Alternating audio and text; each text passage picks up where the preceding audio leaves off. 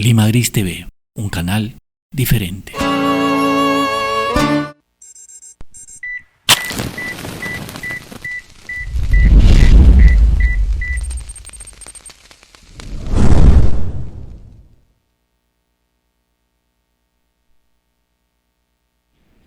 Hola a todos, ¿qué tal? ¿Cómo están? Como pueden darse cuenta los que nos siguen, hoy es nuestro programa número 10 y parece que hay un poco más de presupuesto y hemos cambiado de fondo. Hemos cambiado de fondo además a un bar antiguo, un bar clásico. Hay siempre su nostalgia por otros tiempos, otros momentos, y es sobre eso, sobre esta nostalgia justamente que quiero conversar y compartir con ustedes el día de hoy. Hace muchos años, para los que son mucho más jóvenes, y cuando no existía el internet, obviamente, había un sistema de comunicación por correspondencia, por cartas, ¿no? La gente escribía sus cartas a mano, las metía en un sobre, le pasaba la lengua al sobre, ponía la estampilla y lo mandaba en el servicio postal. Casi como lo que se hace ahora, pero con Alipay, lo hacíamos nosotros con cartas. En algunos colegios, por ejemplo, había un sistema de amistad por correspondencia, que consistía en que llegaba alguien al colegio con unas cartillas de la YMCA y tenían sectorizado el mapa del mundo y te registrabas y ponías tus afinidades, no sé, ¿qué te gustaba? Leer, jugar ajedrez, no sé, ser Boy Scout, jugar pelota, ir al pinball, qué sé yo, lo que te gustaba. Y entonces supuestamente entrabas en una base de datos y ponías ahí, marcabas con quién quieres hacer amistad. Y se establecía una relación amical, ¿no? Tu carta de presentación llegaba al país de destino, podías haber escogido África como Groenlandia o España o la India, y esperabas, ¿no? Te olvidabas durante los meses y de pronto llegaba a tu casa una carta. ¡Pum! Y era, como me pasó a mí, una chica de México con la que entablé una amistad simpática. Nunca la conocí, pero nos llegamos a escribir unas 14, 15 veces más o menos y compartíamos cuestiones cotidianas, ¿no? En el colegio, nuestros intereses, que eran entre, además de leer, obviamente la música del momento, la música pop, grupos, por la afinidad con México, obviamente escuchábamos casi lo mismo. Era en esas épocas intentar llamar por teléfono a otro país era un crimen de lesa economía, era impensable, ¿no? Era carísimo. Así que las cartas eran una buena forma de conversar. Pero así como nosotros conocimos gente a través de este programa, habían algunas empresas dedicadas al rubro de los libros que también aceptaban cartas de lectores. Es el caso, por ejemplo, de Helen Hanff, que era era una escritora norteamericana, que en 1970 publicó una autoficción, novela epistolar, llamada Charing 84, Charing Crossroad, que es una novela bellísima, linda novela, linda historia, sobre una amistad entre una lectora que es además muy especial porque es muy exigente, tiene títulos que hay que rebuscarlos, y, en fin, medio neurótica o un poco neurótica. Y su amistad con Frank Doyle, ¿no? El dueño de era el jefe de la librería anticuaria Marks and Company, Marks and Co, que estaba en Inglaterra. Entonces Helen Hanff le manda una carta pidiéndole, una primera carta, ¿no? Pidiéndole un libro que ella había estado buscando en Nueva York y que no había encontrado por ningún lado. Entonces le escribe porque había encontrado el nombre de esta empresa en un catálogo de esta librería anticuaria y les pide. Entonces Frank Doyle se le responde que no tienen ese libro, pero que va a ir a la búsqueda de ese ejemplar y que no se preocupe, que él lo va a encontrar, ¿no? Y bueno, en fin. Le consigue el libro, se lo envía y la mujer, Helen Hanff, queda impresionada porque le había sido sumamente difícil encontrarlo en su país y además el trato que se establece en esta relación cliente y empresa es distinto. ¿Será porque se trata de libros? ¿Será porque Frank Doyle, además de un jefe de librería, es un gran amante de los libros? Y sobre todo los libros antiguos, está súper informado y se da el trabajo de satisfacer a sus clientes. O sea, no solamente dicen, no, no lo tengo, ¿no? Y gracias, sino, no lo tengo, pero lo voy a buscar. Este gesto es el que Helen Hanff agradece y empieza a enviarle otros pedidos y cada vez van siendo más complicados, que se presentan ante Frank como un reto, otros son sumamente fáciles y de pronto ella no solamente le pide libros, ¿no? Le dice, oye, ¿cómo estás? ¿No?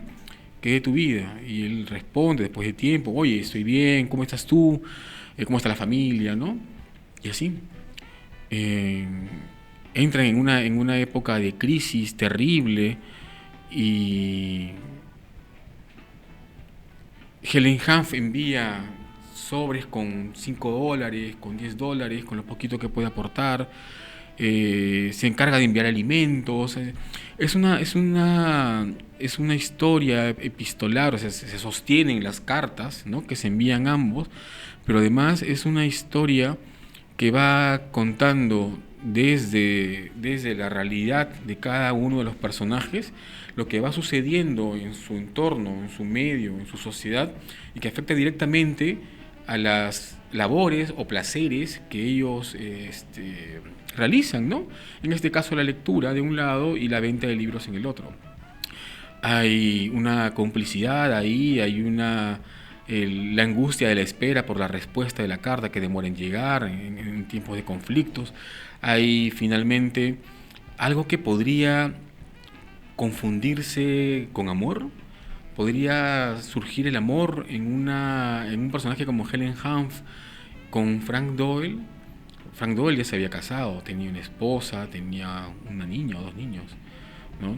Y el final de la novela es de esos de película, ¿no? Es un final que te sobrecoge, que te emociona, que te hace cerrar el libro y suspiras y vuelves a leer otra vez la misma escena, ella enviando la carta, pidiendo conversar con Frank. Es muy emocionante.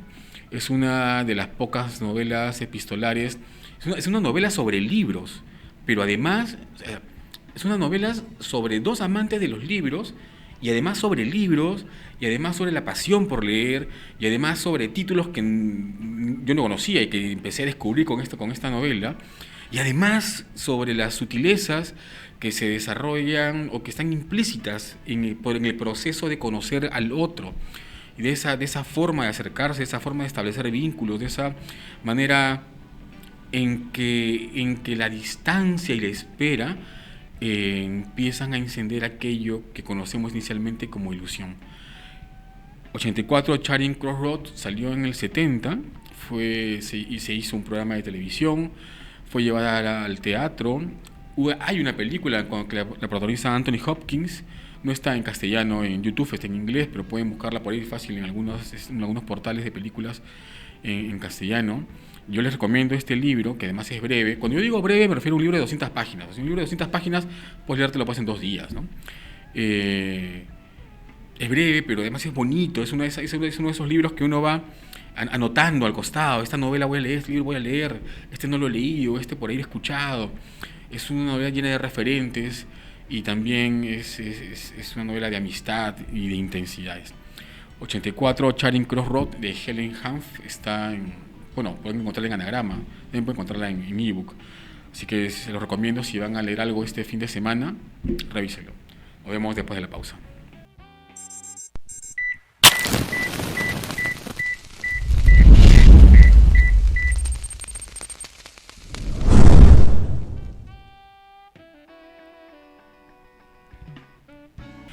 A inicios del 2000, cuando yo ya había publicado mis primeros libros, mis primeros cuentos, un amigo escritor me conminó a leer un libro de cuentos de un escritor que yo desconocía, peruano además, que se llamaba Jorge Ninapaita. Este escritor era uno de los grandes cuentistas que ha tenido el Perú. Puede contarse entre los grandes cuentistas que ha tenido el Perú. Su obra está llena de historias de humor, de reflexión, de dramas, pero su mirada y su genio para poder ficcionar sobre ciertas situaciones lo convirtieron en un referente, ¿no? Desgraciadamente él falleció en 2014, víctima del cáncer, pero si mal no recuerdo, ya ese mismo año él publicó un libro que se llama Muñequita Linda, una novela breve que se llama La Bella y la Fiesta y Lima en el ensayo literario peruano. Y ya cuando había fallecido, se publicó el libro El arte verdadero y otros cuentos, que lo sacó Peisa, una edición muy muy bonita. Entonces, quería presentarles a este escritor Jorge Nina Paita de la Rosa con un cuento que a mí me gusta muchísimo y que se llama García Márquez y yo. Y la historia es muy sencilla en apariencia, pero vamos a ver de qué va. Hay un hombre que es un corrector de textos que está trabajando y lo despiden, no sabe qué hacer porque no hay trabajo en la Lima de entonces, en el Perú de entonces, y decide embarcarse pues a viajar por el mundo, a hacer, qué sé yo, otras labores para poder subsistir, mantener a los suyos, sobrevivir. Llega a un puerto y una gitana le lee la palma de la mano y le dice que él va a ser muy famoso, ¿no? Que él no se preocupe, que no va a padecer hambre, que no va a morir, que va a morir de viejo en todo caso, pero que va a ser muy famoso. Y le augura algo así como hay una sombra, ¿no? En esa fama hay una sombra, pero va a ser famoso. El tipo llega a Argentina y busca trabajo, de lo que sea, ¿no? Se consigue algo por ahí y le preguntan, oye, pero tú además de esto que estás haciendo aquí, ¿qué haces, no? Y dice, bueno, yo soy corrector de textos. Ah, mira, tengo un amigo que tiene una editorial y puedes de repente hacerte un cachuelo por ahí, ¿no? Ganarte algo. Y el personaje acepta y va a la editorial Losada, donde el editor le dice, tú eres corrector de texto, me han dicho que eres bueno, hacen la prueba y todo eso, en fin. Vas a corregirte este libro, le dicen, ¿no? Le dan un manuscrito grueso, ¿no? Y eso lo lleva a su casa, ¿no? Bueno, dice, tanto dinero, ok, no hay problema, yo lo corrijo. Él llega a su casa y saca el paquete y lee el título, ¿no? 100 años de soledad, ¿no? Lee el autor, Gabriel García Márquez. Y era un manuscrito de la novela de García Márquez. Entonces, el tipo dice, bueno, es un colombiano, y comienza luego a leerlo, ¿no? El cuento trata al inicio sobre la descripción de la emoción que le produce al personaje leer por primera vez, antes que nadie, ¿no? Una obra que se ha convertido en un referente de la literatura universal. El tipo está maravillado, obnubilado con lo que está viviendo, ¿no? Más que leer, está viviendo. Y se sorprende, no duerme, sigue. En realidad, es una novela perfecta, no tiene errores. Hasta que casi hacia el final encuentra que hay una coma que está de más. Una coma que le cambia el sentido a toda la historia. Una coma que va a alterar el destino de esa joya literaria. Y con el temblor en la mano saca su borrador y la borra. Esa es toda la corrección que hace ese hombre.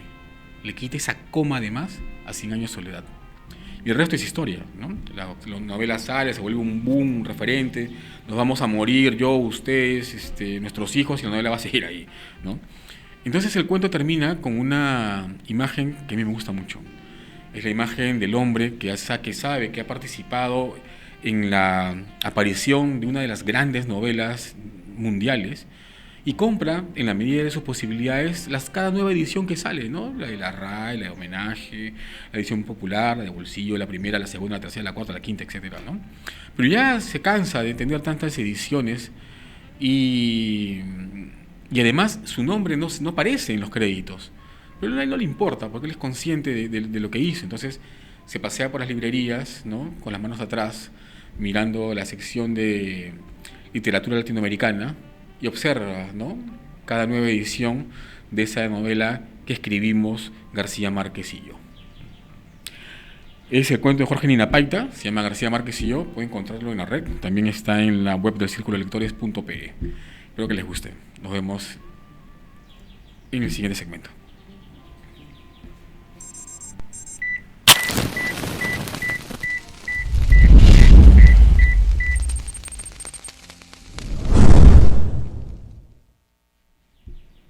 Somos una tierra de poetas y narradores, muy buenos poetas, muy buenos narradores, y la poesía nos ha acompañado siempre, desde siempre, ¿no? Tenemos grandes referencias, además de Vallejo, Westphalen, Eguren, Moro, Watanabe, Nostroza, en fin, Rose, tantos nombres que se nos vienen a la mente, Carmen Ollé, en fin. Y sin embargo, hay muy poca actividad. ¿Saben qué ocurre? Yo creo que con esto de la pandemia, con el hecho de que hay un acceso a las redes, como que hay demasiada oferta y muy poco filtro. ¿Mm? Es plausible todos, absolutamente todos los esfuerzos, ¿no? Por conocer, hay mucho por conocer también de poesía. Algunas veces me han preguntado por qué seguir pasando poesía, y yo les digo, bueno, porque sin la poesía es como si tuvieras pulmón y no tuvieras oxígeno, ¿no? No te sirve de nada lo uno con lo otro, se, se alimentan. La poesía alimenta cualquier otro tipo de arte escrito, ¿no? La narrativa, la novela, el cuento, el ensayo, el teatro, todo. La poesía es la expresión suprema de la palabra.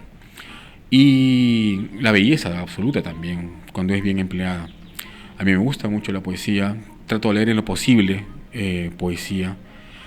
Y hay poetas que se dedican además a la difusión de la poesía. Es un poco raro esto en realidad, pero es doblemente plausible por eso. Uno de estos poetas, ya no tan jóvenes, en realidad yo digo joven porque yo aún no estoy, no me considero tan viejo, pero ya viéndolo de las vacunas, creo que por ahí vamos. Y su nombre es Sergio Gómez Reategui. Él forma parte, dirige un grupo que se llama La Embestida, La Poesía Embiste. Y desde hace 1 o 2 años vienen organizando recitales en varios espacios prepandémicos, ¿no? Y convocando cada vez mayor cantidad de gente. Yo recuerdo que hasta finales de los 90, inicio del 2000, en los bares uno podía solicitar espacios para poder leer poesía o leer la narrativa. Y había gente que entraba o se quedaba a escuchar, había un interés, ¿no? No sé qué pasó después, en qué momento se rompió esa sana costumbre de irte un lunes en la noche a tomarte una cerveza y escuchar poesía, o tomarte un café y conversar con algún autor, ¿no? En los bares del centro, en los bares de Barranco, en Miraflores, en Lince, y en otros espacios. En el centro había un lugar muy bonito que se llamaba La Noche de Lima, ¿no? Que ya, bueno, cerró después de un tiempo. Manuel Luna la administraba. Manuel falleció este año de COVID también, una lástima. Pero así como ese tipo de espacios que se abrieron para que no solamente como una opción de negocio, sino que era además un foco cultural, ¿no? Y se reunía ahí muchísima gente muy interesante, gente que hacía cosas, gente que hizo cosas y que dejó de hacer, gente que hizo lo que tenía que hacer y desapareció, y cuya obra ha quedado ahí para rescatarla, leerla y admirarla, ¿no? Entonces, Sergio Gómez Reategui, que dirige La Poesía en Viste, eh, reúne a un grupo de poetas, hombres, mujeres, qué sé yo, y se dedica a la difusión. Y es un trabajo impresionante porque es muy difícil organizar este tipo de eventos, sobre todo por que es difícil la convocatoria, ¿no? Algunas personas creen que es muy fácil convocar y organizar y sacar tu flyer y tu evento en el Facebook, ¿no? No saben que detrás hay mucho más que la logística, está la ilusión con la cual uno hace cosas, ¿no? Esta parte romántica, positiva del querer compartir lo que uno hace o lo que los demás hacen, ¿no? En el caso de este colectivo poético. Y es interesante y es loable porque justamente son indesmayables. Así que bueno, si gustan, busquen la poesía en Viste en Facebook, también creo que están en Instagram. Sergio Gómez Reategui está en Facebook y él nos va a compartir ahora la sección de poesía.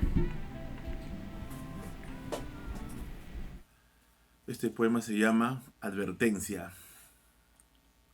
Cuando acaricias un cuerpo, acaricias también retazos, grietas, agua estancada, flores que no crecieron.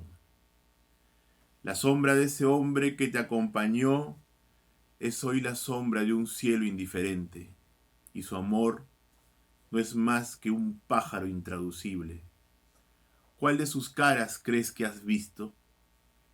Nos faltó el agua de otras bocas, el oleaje nocturno de muchos cuerpos encima nuestro para aprender a estar juntos.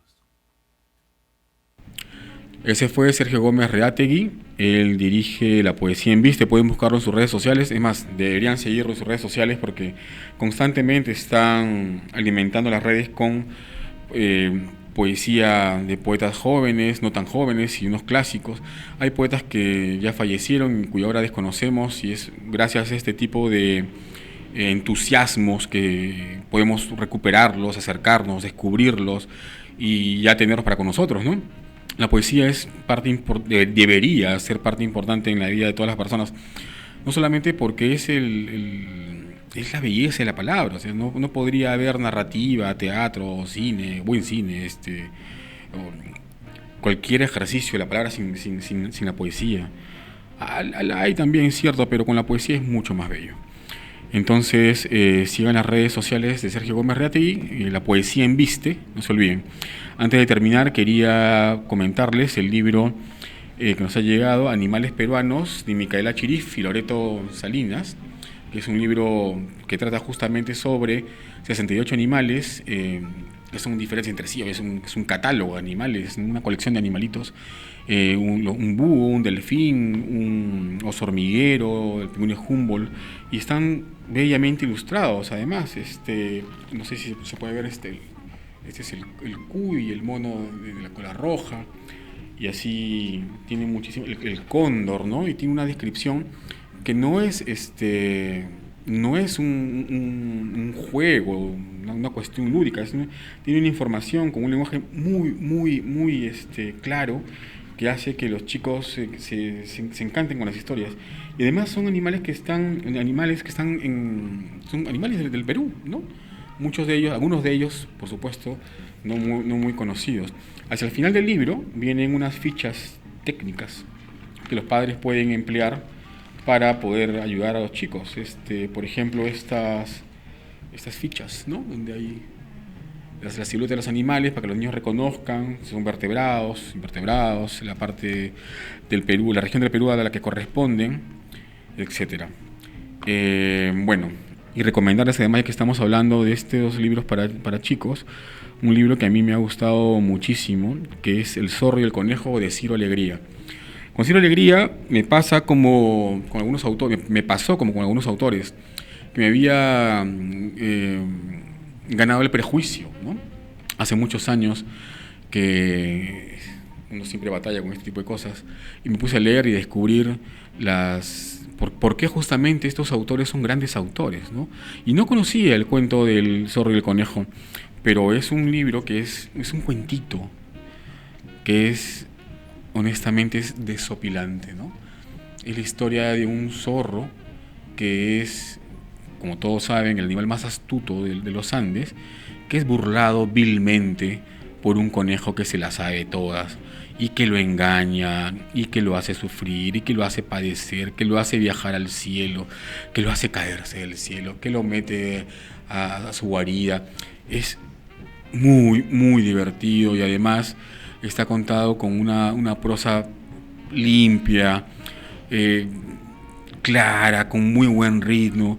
Ha sido todo un descubrimiento para mí, sumamente divertido, que además he disfrutado mucho con mis hijos cada vez que se los leo, y se los leo por lo menos una vez cada 15 días, que me divierten mucho.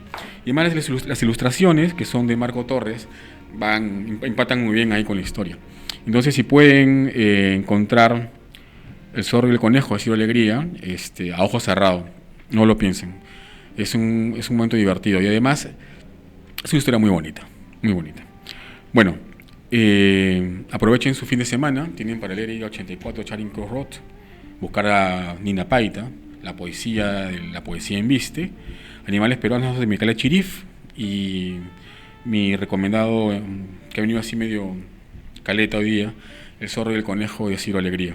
Nos vemos entonces en el próximo programa. Chao.